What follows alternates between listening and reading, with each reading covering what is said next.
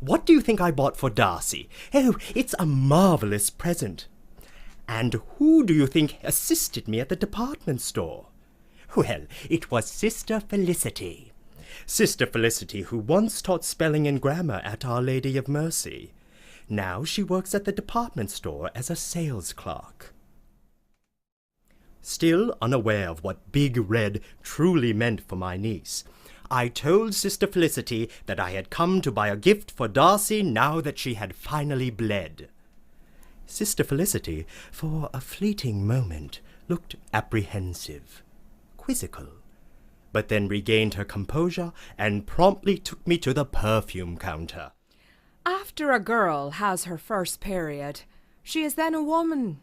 You must buy her a grown-up gift. She educated me, ever the school teacher, despite her shameful fall from grace, reduced from lofty service of a higher sort to retail servitude. This is poetry in a bottle, Sister Felicity says as she sprays the perfume on my wrist. I pause to let the fragrance settle into my skin. Then I raise my arm and waft the scent toward my nose. It smells good. What is it? I ask. L'Océan Rouge, the red ocean. Bathe my virgin flesh in the red tide. Red, like the unforgiving sunsets of tomorrow. It is truth I find within the deep canyons of your supple flesh. Your flesh is hot. My hands are cold. Biting like unknown winters. L'Océan Rouge. Mystic Revelations. By Calvin Klein. Woodsy yet delicate. A fine blend of citrus and bilirubin. I like it, I tell her. Sister Felicity no longer teaches spelling and grammar at Our Lady of Mercy. Young Peter O'Neill, that pimply ruffian whose breath manages to permeate the offensive odor of rancid egg yolk and beer, despite an alarming addiction to caffeinated breath mints, discovered that Sister Felicity painted shamrocks on her nipples. Father Flanagan fired her on the spot. Funny, I did not think those shamrocks, lovingly rendered on the bumpy ridges of her nipples each morning with lime green nail polish, were half as bad as the Dixie flags tattooed on Father Flanagan's inner thighs. Hypocrisy, dear friends, is a commodity with which we cannot live in our modern world. Sister Felicity brings me another bottle. A smile emerges on her pretty, somewhat desiccated face. And this one is divine. It's called Pudendik, scent of my garden. Am I your man? Only if I'm your woman. Then let me fill your void. Feel the fault line, cavernous pit of eternity. Am I dreaming? It's a fantasy. Pudendik, scent of your garden. By Menon. A subtle combination of the ambery scent of vanilla and the musky remnants of a luteinized granulosum. Delicious. I simply cannot decide which glorious scent to bring home with me. They are both exquisite, and they both arouse the most peculiar of feelings, much like the breathless anticipation one experiences when a commercial for Massengill Feminine Douche comes on the telly. Mom? I've got to ask you something real personal. Do you douche? I sure do. For a naturally fresh feeling, only Massengill has 2 vinegar and water douches. Pure, extra mild, and extra cleansing when you need it. In a moment of girlish indecision, I decide to purchase both L'Océan Rouge and Pudendik. Sister Felicity smiles at me, nodding her head in approval.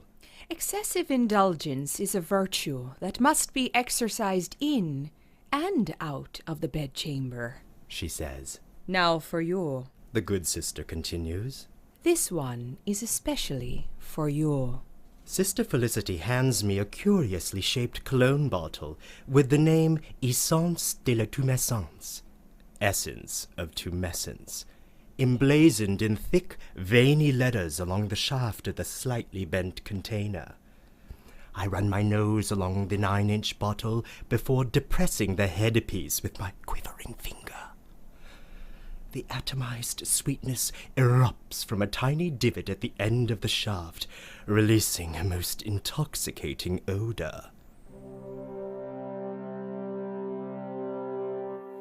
I could not find you in the morning mist, You were lost in a time gone by. in a place beyond dreams. I had lost you, Find me, but your scent lingered on my mind, on my fingertips, I could smell the sweltering sunsets of eons. From whence came the smell? everywhere, Where could I run to find my harbor, my safe haven from you? nowhere. From this smell, this strange, wonderful smell. The essence, What is it? tumescence. The corpus awaits. Is it you? Tumescence, my body. Why? Tumescence, my soul. Smell it. And smell me. Essence de la tumescence. Nabisco. So, now I am set to go to Darcy's house for a little party. I've no doubt we shall once again have ourselves a good little laugh over my misunderstanding. Just imagine what Mr. Sanford Weill, of Weill-Cornell Medical College, would say had he known I had mistaken his namesake for the tardy monthly discharge of my brilliant little niece. But you know, I think there just might be some rhyme and reason to my slip-up. It is about renewal, is it not? A fresh beginning, full of possibilities, potential. A new ovulation, so to speak, to look forward to. A new beginning for Darcy in a new city, with new friends, new teachers, new vistas and visions. The shedding of who you once were, like the sloughing off of an old and tattered endometrium. As primordial follicles are recruited for the next cycle to begin, Darcy steps boldly, proudly, hopefully into her dream. Ew, now look at the time. I have to run. Daddy's invited the junior varsity water polo team over to celebrate at Darcy's, and I certainly do not want to be late. It has been a momentous pleasure. And do remember, my dears, when you happen upon that familiar scent of a uterus laundered in downy fabric softener, or the tart and tangy saltiness of a tainted athletic supporter, think of Pudendique. Think of Essence de la Tumescence. Think of me and our chance meeting here today. Never forget my edict to you. Go ye forth into the wild, my pluripotent friends. Be prosperous. Certainly proliferate. But most importantly, you must differentiate.